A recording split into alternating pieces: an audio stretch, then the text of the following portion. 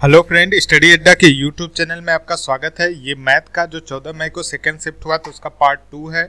आप लोग की बहुत सारे लोग की कंप्लेन थी कि सर धीरे धीरे पढ़ाया कीजिए, तेजी से मत पढ़ाया कीजिए, तो मैं आज कोशिश करता हूँ धीरे धीरे पढ़ाने का। ये कुछ डिटेल हैं, आपको अगर आप इसको एक बार वीडियो पॉज करके पढ़ लीजिएगा। आगे चलते हैं। देखिए पहला क्वेश्चन क्या है, यदि 1/2 1/2 of a equal to 2/5 of b equal to 1/3 of c, तो इसको कैसे करना है। देखिए 1/2 ऑफ a इक्वल टू है 2/5 ऑफ b, तो a अपॉन b का रेशियो आप पहले निकाल लो। तो 2 यहाँ पे चला जाएगा, 4/5 हो जाएगा। अब ये आप अपने पास रखो। सेकंड क्या बोल रहा है, 2/5 b इक्वल टू है कितना 1/3 ऑफ c, तो b अपॉन c का आप रेशियो निकाल लो। 2 यहाँ पे आ जाएगा, 5 ऊपर चला जाएगा, 5/6। अब आपको तीनों का रेशियो निकालना है, a b और c का। a b का कितना है 4 संबंध है 5, 4/5 है। b c का कितना है 5/6। ये सेम है तो कोई चेंज नहीं करना होगा, आप सीधे लिख दीजिए 4 5 6। ऑप्शन नंबर सी आपका सही होगा, 4 5 6। अगले क्वेश्चन पे चलते हैं। ए किसी काम को 5 दिन में कर सकता है। देखिए ए जो है किसी काम को 5 दिन में कर सकता है, बी उसी काम को 4 दिन में कर सकता है। वो दोनों मिलकर उस काम को कितने दिन में समाप्त करेंगे। एलसीएम ले लीजिए, 5 4 का कितना आ जाएगा 20, तो टोटल काम ये आ गया आपका। अब ए 5 दिन में करता है 20 काम, तो एक काम एक दिन में वो कितना काम करेगा 4 दिन। एक दिन में 4 काम करेगा तभी तो 5 दिन में वो 20 काम करेगा, और बी एक दिन में 5 काम करेगा तभी वो 4 दिन में 20 काम करेगा। टोटल इनका एक दिन का काम कितना आ जा रहा है, ए और बी मिल के टोटल एक दिन में 9 काम करते हैं, तो वो दोनों मिलकर उस काम को कितने दिन में समाप्त करते हैं। अच्छा, एक दिन में टोटल वो 9 काम करते हैं मिलकर, ए प्लस बी मिलकर एक दिन में 9 काम करते हैं। टोटल कितना काम है 20 काम है, तो कितना दिन लगेगा 20/9।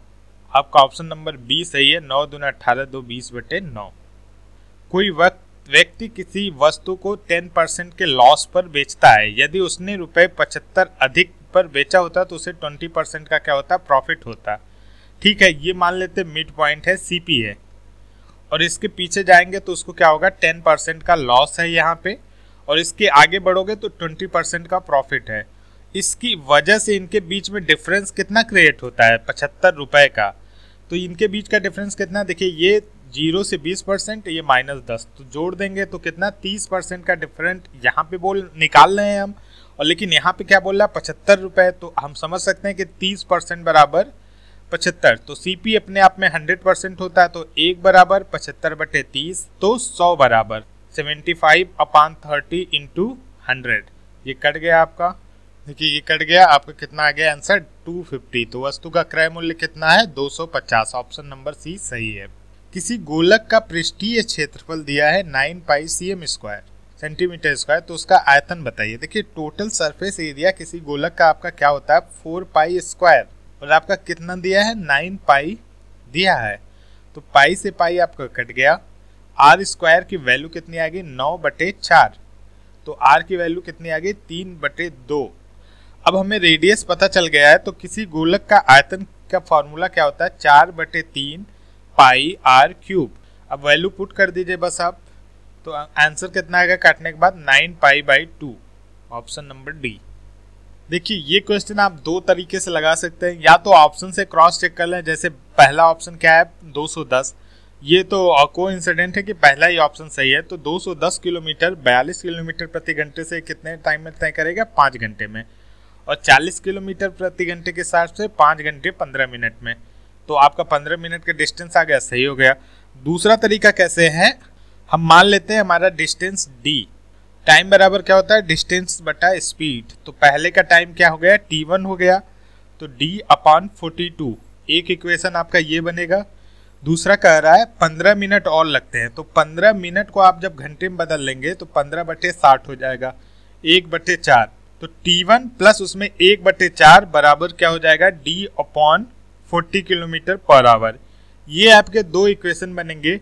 यहाँ से आप जो है d दोनों की बराबर है, तो आप इसको बराबर कर सकते हैं और एक नया और t1 की वैल्यू निकाल सकते हैं। कैसे, d बराबर यहाँ पे देखिए 42 t1 आएगा, और यहाँ पे d बराबर क्या हो जाएगा 40 t1 ये 40 यहाँ पे मल्टीप्लाई हो रहा है, प्लस इसमें भी मल्टीप्लाई होगा तो 40/4 हो जाएगा, तो कितना हो जाएगा 10 हो जाएगा। अब यहाँ इसको यहाँ से इधर ले जाएंगे तो माइनस हो जाएगा, तो 2t1 बराबर कितना आ जाएगा आपका 10, तो t1 बराबर कितना आ गया आपका 5।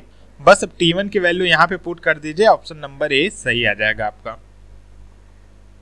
देखिए 8% बराबर आपका क्या होता है 2/25, मीन्स अगर वो 25 का सामान था तो उसने 23 में बेच दिया, लेकिन बेचा कितने में 17,940 में, तो कितने की मल्टीप्लाई पे, ये 780 की मल्टीप्लाई पे, तो इधर भी आप 780 से मल्टीप्लाई कर दीजिए तो कितना आ जाएगा 19,500।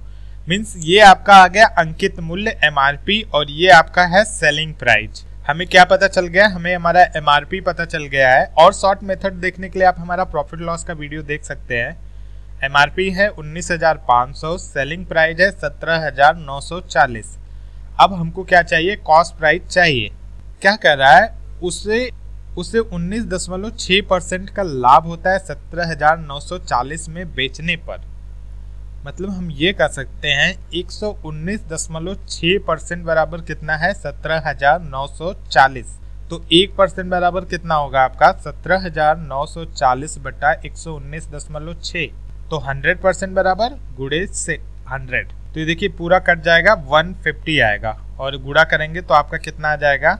अब आपको CP, SP और MRP पता चल गया, तो क्या पूछ रहा है, यदि उस टीवी पर कोई कटौती न दी गई होती तो उसे कितने प्रतिशत लाभ होता। 15,000 का खरीदा, 19,500 में बेच दिया, प्रॉफिट कितना हुआ 4,500 का, किस पे 15,000 पे, गुणे 100, तो 30% का लाभ हो रहा है उसे।